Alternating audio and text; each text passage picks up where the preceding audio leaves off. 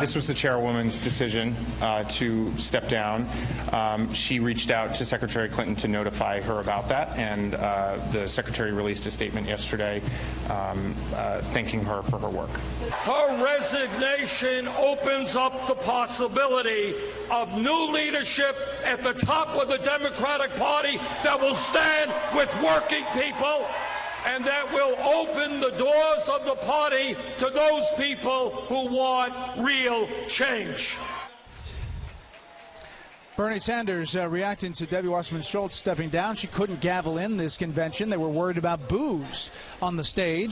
And there you saw her talking to the Florida delegation, her home state. Meantime, the Republican nominee tweeting today how much bad judgment was on display by the people in DNC in writing those really dumb emails using even religion against Bernie. Crooked Hillary knew everything that her servant was doing at the DNC. They just got caught. That's all. They laughed at Bernie.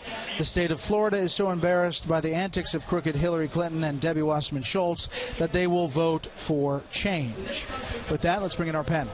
Syndicated columnist George Will, Mara Liasson, national political correspondent of National Public Radio, Julie Pace, White House correspondent for the Associated Press, and Monica Crowley, editor and columnist for the Washington Times.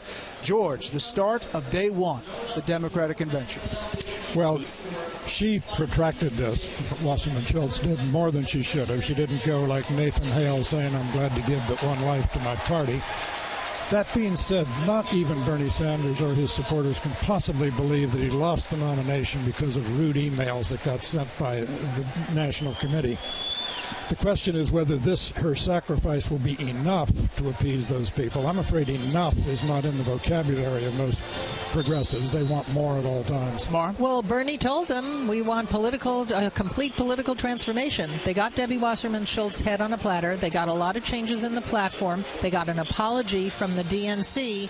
And so far, not only have they not stood down on the floor here, but Bernie Sanders sent a personal email to delegations saying, as a personal courtesy to me, please don't have any protests or demonstrations on the floor. So far, what we're hearing... We've seen a couple of dust-ups. We've seen a couple of Bernie chants. Well, whenever Hillary Clinton's name was mentioned by Marcia Fudge, there were boos. Yeah. Julie?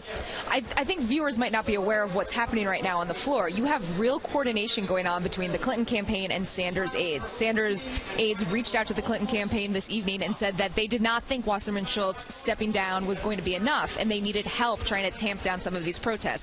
This night really has this feel, though, of letting the Sanders people have their moment. He's going to speak. Elizabeth Warren is going to speak.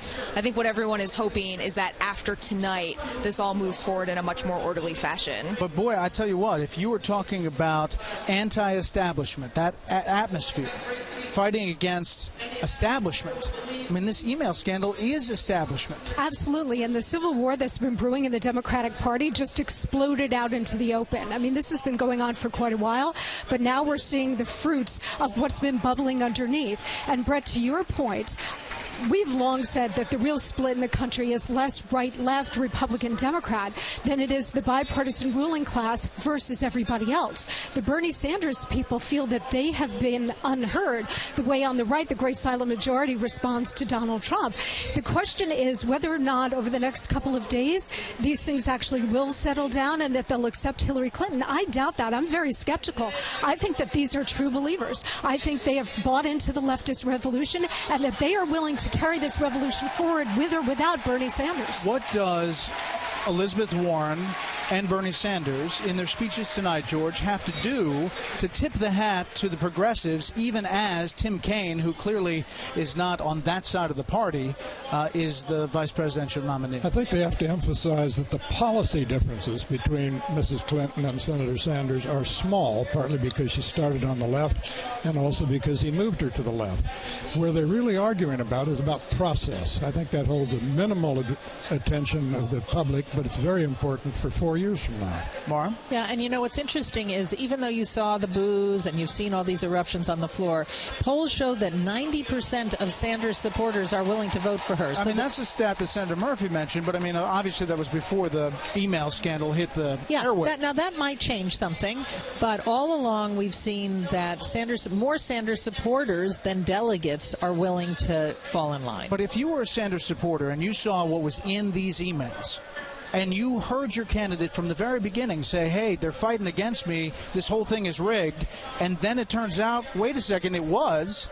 Right. Well, aren't you mad? I think that for both Donald Trump and Bernie Sanders, their strongest message to their supporters and to people who don't support them is that the system is rigged, is that there's something that's happening beneath the surface that real people, average voters, don't have any control over. But this proves it. Not to say that it moves the needle, that he could have won, but it just proves that there was something else happening. And I think that it's incumbent on Bernie Sanders, if he really does want to see the tensions lowered, to come out and acknowledge that he did lose this based on votes. He did lose this based on a fair system. I don't know if he's going to say that, but that would be something that he could do to try to lower the tensions. Monica. I think politically he'd be wise to do that. The open question is, how are his supporters going to greet that? If he goes out there and makes this kind of speech tonight where he says, look, I told you the system was rigged, now we have proof that it's rigged, but we should get beyond it and we should now go vote for the woman who helped to rig it and who has lied to you, I think you're going to get the kind of a revolt on the left that we haven't seen since 1968. Or more importantly, George, quickly, they stay home. They're just mad, and they stay home. I think Mrs. Clinton is counting on Mr. Trump to get the voters to the polls. And the idea that these are activists, that's why they're in Philadelphia. They care about politics. They take sides. Staying home, I don't think, is on their list. Or they vote for Jill Stein. Or Jill Stein. Or the Libertarian ticket. You never know. And we're going to talk to them later this week, by the way.